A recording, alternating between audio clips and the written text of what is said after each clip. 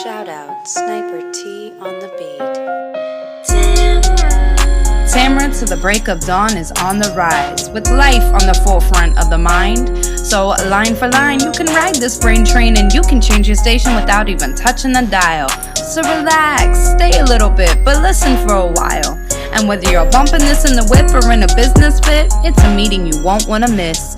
A meeting for a meal to feed the soul with words for the mind. So sit back, enjoy the ride. Time to take off, it's time to fly. Cause Tamara till the break of dawn is on the rise. Hey y'all, hey, it's me, Tamara.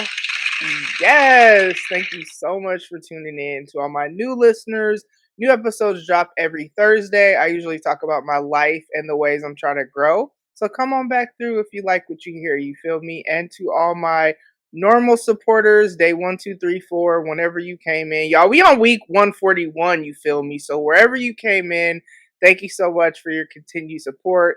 If you're not, you should totally follow me on social media. So follow me on Twitter, Instagram, TikTok, the link to all my social medias, and also subscribe to the YouTube channel, you feel me? So all that is in the episode notes. And yeah, guys, so on Friday, y'all, your girl, Tamara The Dawn is 1 year old out here. Yes, y'all, I have been officially, technically a business owner since I think it was end of May last year is when it registered, but I did not launch Tamara The Dawn until July 29th of 2021. So it is officially 1 year old. What a hell of a year it has been, because I definitely did not think I was going to leave my 9 to 5 as soon as I did, because my last day at my 9 to 5 was September 21st. So not even 2 months later. And those of you that have been listening, you know, they kind of made me make a choice to either cease services or continue to work there. So as we can see, we know what choice I made. And while the journey has been wild and has had so many unexpected twists and turns, I don't regret it. I love my life, you know what I'm saying? I love that the subcontracting, the work that I do working with kids on with juvenile probation, like that gives me that kind of like social work-ish type work, you know what I'm saying? So that's obviously something that I've very passionate about, because that's the field that I was in. And then working with youth, if you know me, you know that I've in some way, form, or fashion worked with youth since I was 25. So like doing that while I technically, you know, work for somebody else in that sense, but I set my own schedule. I meet with the kids, whatever we schedule that works best for us. And it's not me working 40 hours a week doing that. I only work actually meeting with kids. Right now I have 3.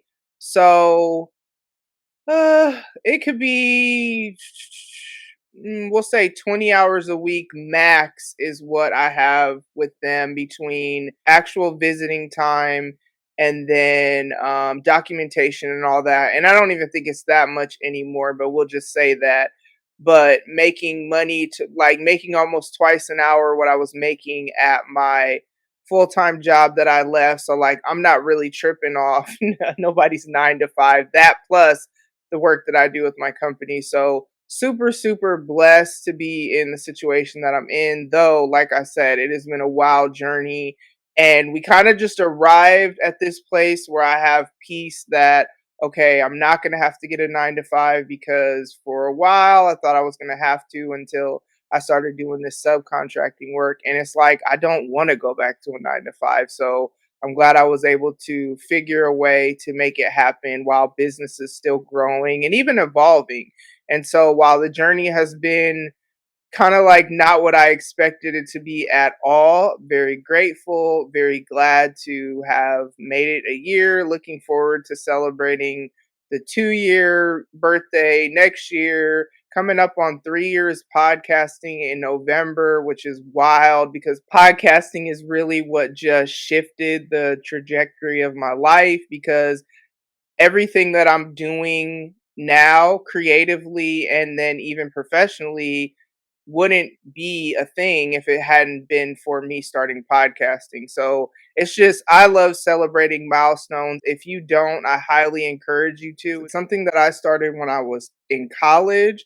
So every quarter, when I was at the community college, they had quarters, and then I went on to a university to finish up my bachelor's degree. But every quarter, I would celebrate when I would finish a class, because then that's one less class till I needed to get my degree. And then when I transferred to the university, it was 5 week semester. So every 5 weeks we would have to write a research paper. So we didn't have any tests. So that was a perfect setup for me because I hate taking tests. But every 5 weeks we would have to do a research paper. And then that would be the end of the semester. And again, I would celebrate. And it was something that I started in college. But then when I went to this leadership summit at some point in college, there was a leader that said, this is a good way for you to stay encouraged as you're working towards achieving a goal. And when you think about it, something like pursuing your bachelor's degree, right? I started when I was 29 and a half, and I finished when I was 35. So it took me a little over 5 years. But mind you, I did take like an 8 month break between the community college and the university. But either way, like, to stay encouraged when you're working towards achieving a goal is so important to celebrate milestones. That's why y'all will see me celebrate every little random milestone on Instagram, simply because it's keeping me encouraged. And so far it's worked, you know what I'm saying, with being an entrepreneur, because it is such a wild journey and it has been a wild year. So it's super exciting to celebrate the fact that Tamara the Dawn Inc. is 1 year old. Yes, thank y'all. I appreciate y'all. And then I had couple shots on Friday night, because it was, Friday that I actually celebrated the year, and I had a couple shots to celebrate late because Friday is usually my late night. And so it's been a pretty cool, pretty chill weekend. I, you know, didn't work Saturday, of course. That's why Friday's a late night, because I don't do any work Saturday. And then last weekend was super, super busy, whereas this weekend has been a lot more low key. Like, I didn't go anywhere yesterday. I actually spent about 8.5 hours on the phone with my sister-in-law. So it's just super wild. I do keep up with some of the girls' dad's family, and it's people that I kind of always have kept up with, even when he was alive. But we were broken up. Like, his mom and one of his sisters, and then his brother that passed away, are probably the three that I just have kept in contact with. And so I was talking to her yesterday. We were just talking about a bunch of different stuff. And I can't think of the last time that I was on the phone with someone for almost 9 hours. We needed to talk about everything, like, not drama or nothing like that, just kind of catching up on how the girls are doing and then just other stuff. But it's so crazy because, like, I ate breakfast while I was on the phone with her, lunch, doing laundry, and then next thing, and we're just talking about all kinds of different stuff, and then even reminiscing on, because I've known their family since I was 17, so like we're also reminiscing on stuff from when we were teenagers. And just, y'all, this is when I realized I am so glad I was a teenager and young adult, and when I was in my wild stage of life, because I was not at all the more wiser, better decision making person that y'all know now. Not saying I'm perfect, but I'm so glad all my ratchetness was before the digital world, because I don't have to worry about a video or, whoo, praise you, Jesus. I don't have to worry about none of that, because if you wasn't there, you don't even know what I'm talking about. You don't know what happened. Don't even worry about it. You know what I'm saying? But I'm so glad I was born when I was born. God knew what it was, because the way the world is set up now and the stuff I see about people that I don't even know, and all the video footage, and everybody's always trying to record everything. I'm so glad I was in my ratchet stage when back in the 90s and early 2000s when the world wasn't as digital as it is right now. Praise him, you know what I'm saying? So that was my Saturday. And then, so today's Sunday. And I think for this season, while I've switched churches, I may start recording on Sundays because I'm not serving at this new church that I'm at. Today was literally my first Sunday there. So it's like I served every Sunday at the church I was at previously. And I would watch the service, or when I did have a car, I would go to church and then I would come home and upload the notes and all that stuff, do the message description, and I enjoy doing it, so I'm not complaining at all. Again, we know this was a hard transition for me, but I will say that going to church and just sitting, and I didn't take notes because of the type of service it was different, cuz taking notes is just something I do pretty much in any situation I'm in because that's what helps me retain the information that I'm listening to or whatever. And so I didn't take notes, but regardless, I would have been able to just come home and just kind of do whatever. So it's interesting because I will say that I appreciate the season of rest. However, there has been so much anxiety around this transition because first of all, I didn't even know who I don't still don't won't say I know everybody who goes to the church. I only saw whoever I saw, and it was a bunch of people that I don't know.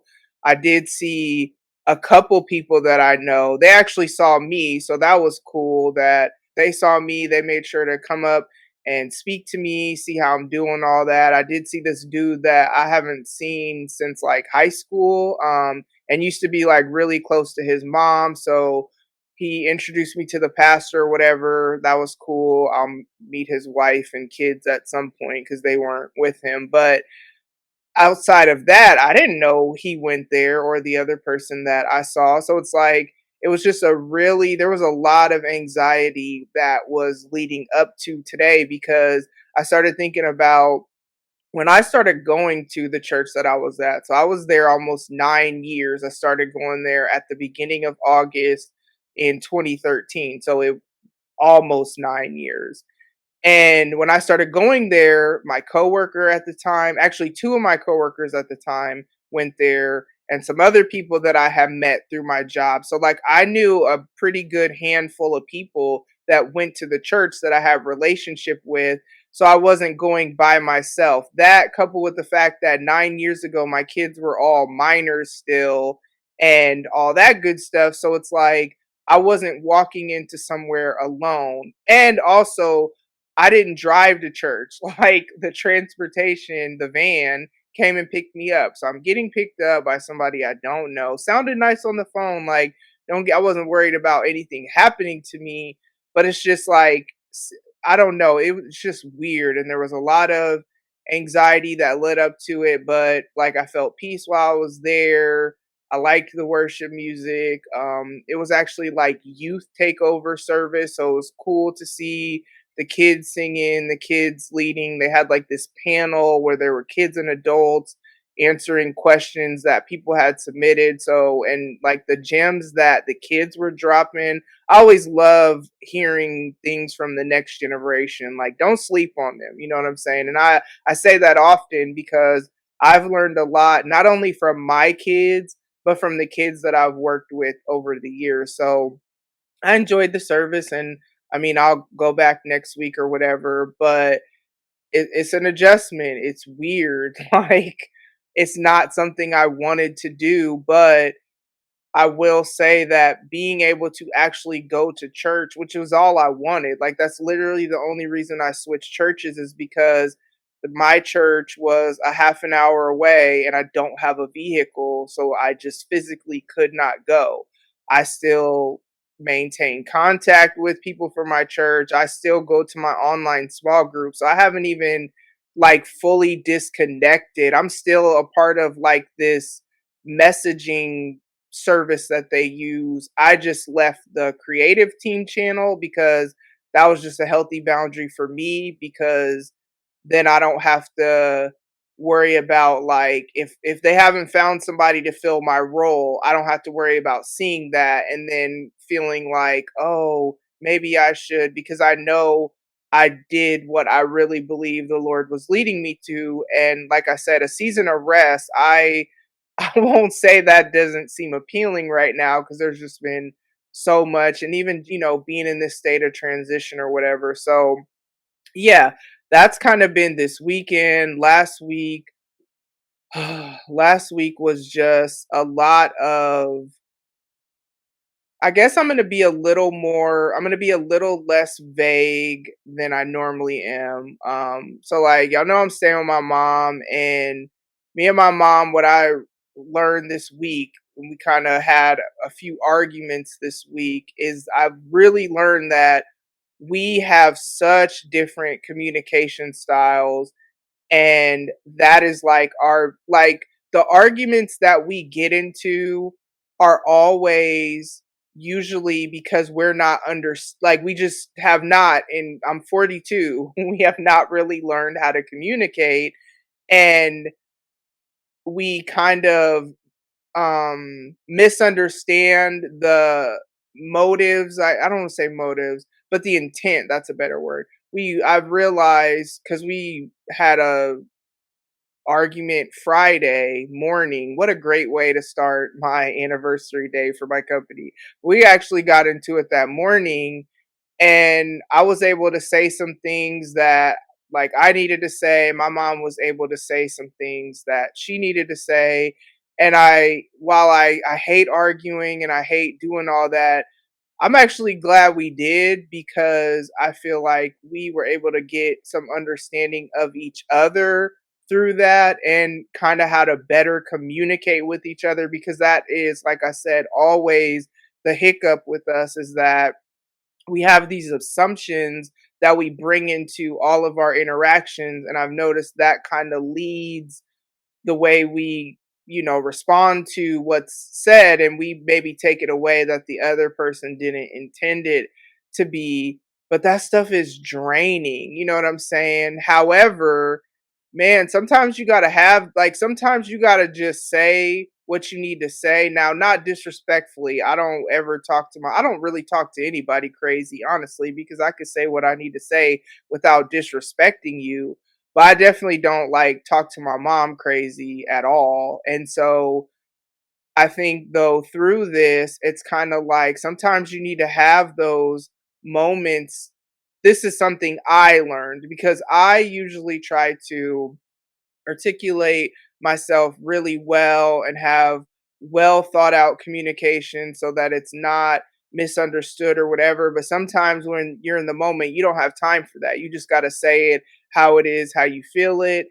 And also, if the relationship matters, so like obviously this is my mom, so it's a relationship that matters, then you gotta kind of see it through, do whatever, and then still maintain the relationship though, like, and not cut the person completely off just because you had a disagreement.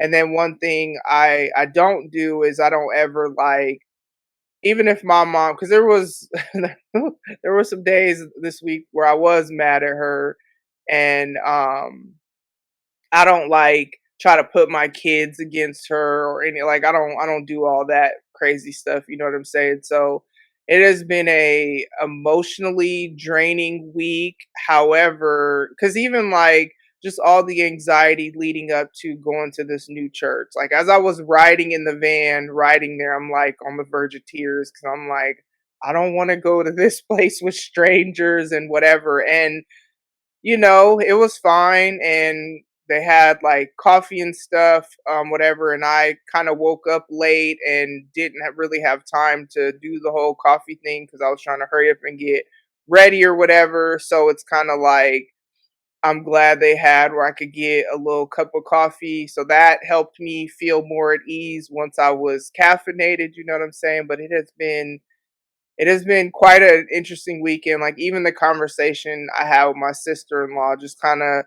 talking about a bunch of different like relational dynamics we've noticed over the years or just whatever. And at the end of all this, what I realized especially with, getting into it with my mom, is just the importance of like communicating your boundaries, communicating your needs, asking questions, because when you ask questions, you give that person the opportunity to explain why they're doing something, instead of you assuming you know why, and a lot of times you may be wrong. You know what I'm saying? And so, man, if you don't get anything else from me talking about the past couple of days, it's literally all this happened since Friday, then like you communicating your boundaries, and I know it can be such a weird and uncomfortable thing at times, but I've told my kids recently, like, you don't have to have a relationship with someone to communicate your boundaries, because your boundaries are not about how close you are to someone else. It is literally a limit that you are putting between yourself and whoever, of this is how far you can do this, or this is what I'm comfortable with, or whatever. And if you don't do that, you're basically letting people decide what's best for you and letting people decide how they're going to interact with you. And not everybody was raised the same. Not everyone has the same beliefs. So not everyone is going to see or do things how you maybe want them to do it. So if you haven't communicated that, though, like, that's on you, and you can't have these unspoken expectations. You can't say, "Oh, they should know." But how? Did you communicate it? Did you do your part to make sure they know? If you didn't, that you can't really be mad, you know what I'm saying? So that's my encouragement to y'all this week. Advocate for yourself. Nobody is going to be able to advocate for you better than you. And even if it is a parent, and this is a policy I have with my kids, you know what I'm saying? They're allowed to communicate things to me, like if they don't like something I'm doing or whatever. Like, we as parents should be the first people teaching our kids about communicating boundaries, healthy relationships, healthy even arguments or disagreements, or however you want to word it. Like, home should be a safe space, you know what I'm saying, to have those conversations, to have that training, because your kids, whether they're your kids or not, they're going to grow up to be adults that have to be able to interact with other people. And if you haven't prepared them for that, you're ultimately setting them up for failure as they interact with other people. You're ultimately, and not intentionally, but you're ultimately setting them up to have unhealthy and potentially even abusive relationships with other people if they're not taught this stuff. So it's important to start like at a young age. And I've, for whatever reason, always been the type of person that I think of things like, if I'm doing this now, this doesn't mean I haven't made reckless, what one would consider reckless choices, but really I make calculated risks. So even when I've made not necessarily the best decision, I mean, it was somewhat thought out, you know what I'm saying? But I, though, usually think about, what would this look like 10 years down the line? So even when I've made, whatever, especially with raising my kids, like stuff where parents might think something is cute when they're 3 or 4, and then all of a sudden when they're 15, now they can't do it. But at what point did you shift the expectation or communicate that? Or did you just allow it? And then it's like, oh, now you're 15. You can't do that. But maybe it's something you shouldn't have accepted when they were 3, or maybe it's something that you should have communicated somewhere along the line. Like, hey, the expectation has changed, you're evolving, or whatever. You know what I'm saying? So it's kind of like, parents, it's up to us to do that. So that is my episode for y'all this week. Make sure that you are taking care of yourself mentally, emotionally, spiritually, physically. Thank you so much for tuning in, and I will talk to y'all soon. Bye. Ladies and gents, this concludes transmission. Tune in next time for a whole new edition. Another adventure and mission to share, be heard, and clarify the vision of this whole new world for Tamara.